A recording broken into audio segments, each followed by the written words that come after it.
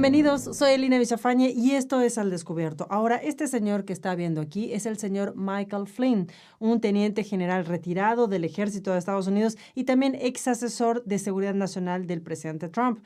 También fue uno de los principales objetivos durante toda la investigación del Spygate. Y, de hecho, según documentos no clasificados del gobierno, el nombre del general Flynn estuvo presente en más de 45 veces por funcionarios de la era Obama, incluyendo también por el ex vicepresidente, el propio señor Joe Biden. Sin embargo, bueno, parece que desde que dejó su cargo público, el general Flynn ha pasado a la ofensiva presentando demandas legales contra funcionarios tanto del FBI como también del Departamento de Justicia de Estados Unidos por persecución maliciosa, así como también por abuso de proceso. Y además de esta demanda contra el Departamento de Justicia, en una entrevista exclusiva que el general Flynn concedió a nuestro medio The Epoch Times, reveló el hecho de que también ha presentado otra demanda, una demanda contra el Pentágono por emitir erróneamente una multa de $40,000 contra su pensión, que según él fue motivada políticamente. Entonces, bueno, ahora vamos a escucharlo al señor Flynn, pero antes podemos aprovechar este momento para que usted nos regale su poderoso me gusta.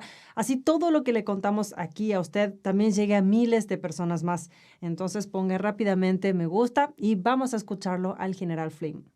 And that's why these globalists out there, that's why they're having a damn tough time taking our freedom away, but they are trying every single day. And so you mentioned you're fighting for that freedom, and there's one specific aspect of that I wanted to highlight, which is that about 4 months ago, on February, I believe, 22nd of this year, you, in a relatively quiet manner, wasn't really reported that much, but you filed a claim, a $50 million claim against the FBI and the DOJ for malicious prosecution related to the Spygate investigation, quote-unquote Spygate investigation that they ran against you. Can you sort of set the stage for the audience? What was that lawsuit about? Yeah, so first of all, if you guys can link that filing that we had, it's a terrific filing, and it really tells it tells us the story of sort of what happened.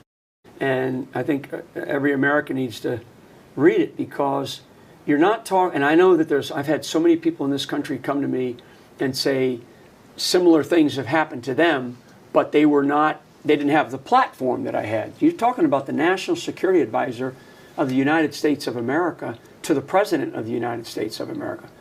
I mean, you don't get to that level, first of all, by being by not having the experience, the requisite experience to be able to have those, that kind of a position. And yet they came after me that as hard as they did and as fast as they could to get me out of there. And they did a masterful job of doing that. And then what we found over really 4 or 5 years, and there's still stuff that's coming out. In fact, some stuff came out this past week from another case that's out there that's being held, I think, it's being held up in New York or Washington district.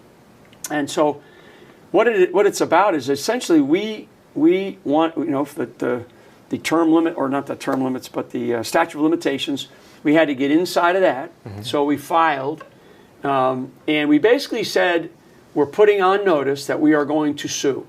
Okay? And we're putting on notice all of the individuals that were part of this case from the top down, right? Jim Clapper, former Director of National Intelligence, all the way on down. So what the DOJ, and they have not replied back yet. They will. They'll reply back probably, my guess is probably within about another month. So they've had it for about a year.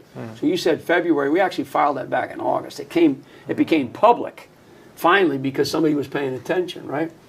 And but it really became public. So anyway, so the goal is to say, look, the DOJ is going to, more than likely, they'll come back and they'll say, nope, denied, which is fine, because now we can go after the individuals because they're all private individuals. Okay? So all these people that are, because it's really to sort of sue City Hall, to fight City Hall, which is in this case the Department of Justice, is really very difficult to do. And they just go back and forth, and it'll happen with me probably with suing some of these individuals who are, we name a bunch of them in the filing. So some of it will be, it's this like trench warfare. It's kind of the way I look at this. This is trench warfare, and I'm not gonna give up. And so we're going to go after the people that lied to not only and defamed my family and I, but also damaged the reputation of this country, damaged the reputation of everything that we stand for on this planet, and also damaged the institutional reputations of the United States intelligence community, the United States Department of Justice, the entire system of our rule of law, right? I mean, the amount of damage that was done, and they didn't do it because they made a mistake. They did it intentionally. Okay, so I believe that, and that's what that case is about.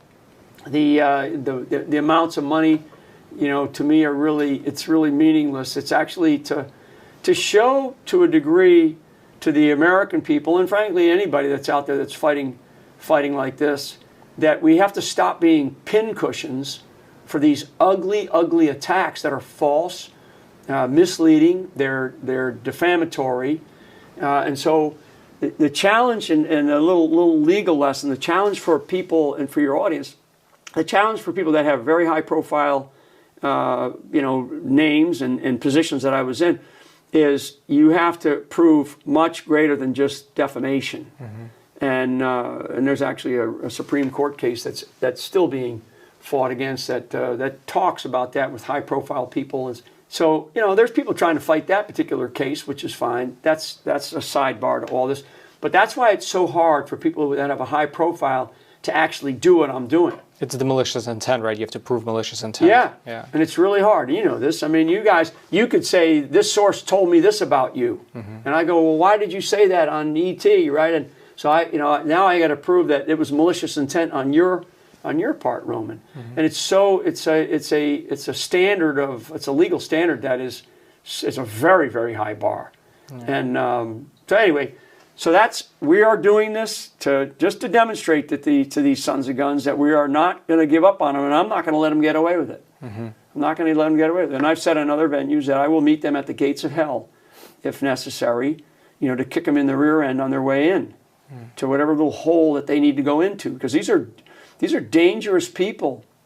These are dangerous people because they have usurped their ethics, their morals, and the law.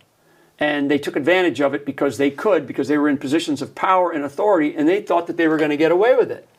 And in many of your audience, if they listen to what I just said about getting away with it, many of your audience are going to say, well, they are getting away with it. Because we have a Department of Justice that only seems to go after people with conservative political views, American values, political views, instead of, you know, the wokeness and all this other craziness that we see. I mean, how many people were convicted of rioting and murdering in the summer of 2020, right, when the Antifa was burning cities to the ground and murdering people? I think the numbers of cops that were killed was like 20.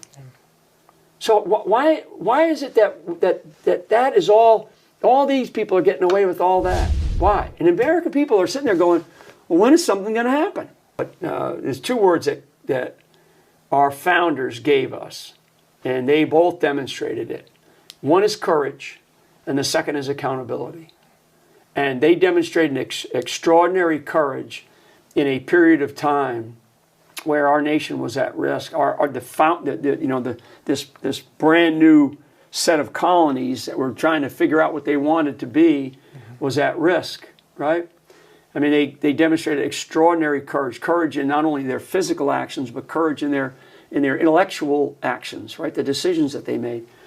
And then the other thing that they demonstrated was accountability. So they gave account of themselves to give up everything, right? And be accountable. And they all knew that if George Washington had lost the American Revolution, right, he'd have been hung in the center square of New York City, and his body would have, you know, hung there for as long as they could march every particular, you know, they would have marched the entire 13 colonies through to show them this is what's going to happen to you. Okay, he'd have been hung all of them would have been hung for treason, and many of them gave up their lives and gave up their treasure and all that to do that. That's called accountability. Where's the accountability in our government today? Where are those type of people today in our government? Well, it seems like I came across a story regarding you. It seems like the DOD and the federal government in general, it seems like that's what they're doing to you in a certain sense to this day. There was a recent fine that was levied against you, like a $40,000 fine for your trip to Russia. But I read the details of that trip, and it seems like you got the okay from multiple agencies. And I presented, and I went and did a classified briefing prior, I did a classified briefing after, which means, you know, you go get counterintelligence assessments, you go get from the people that you're going to go do this, what kind of information are you looking for? And then you try to get the answers for those people, and you come back and you give those answers back. That's normal. Diplomats, retired government officials like me would do stuff like that routinely, and so it's like, but what did they do? They came after me. Well, that's my question, because reading through the facts of that particular case, I thought, well, this all seemed on the up and up. Everything was signed off multiple times. So my question is, what justification did they have to fine you $40,000? And are you fighting back against that? I'm fighting back against that. And we have a motion into the Department of Defense. I mean, this is what happens to those of us that are not going to buy into this socialist movement that we are experiencing right now in this country. I'm not going to buy into it. This country is not going to be a socialist country, because the American people don't want that. And they're going to try every which way to make us a socialist country, by usurping every aspect and particularly coming after people like me. And it's a shame. This is not what I want to do. It's not what I want to do. I mean, I'm doing it because I have grandchildren.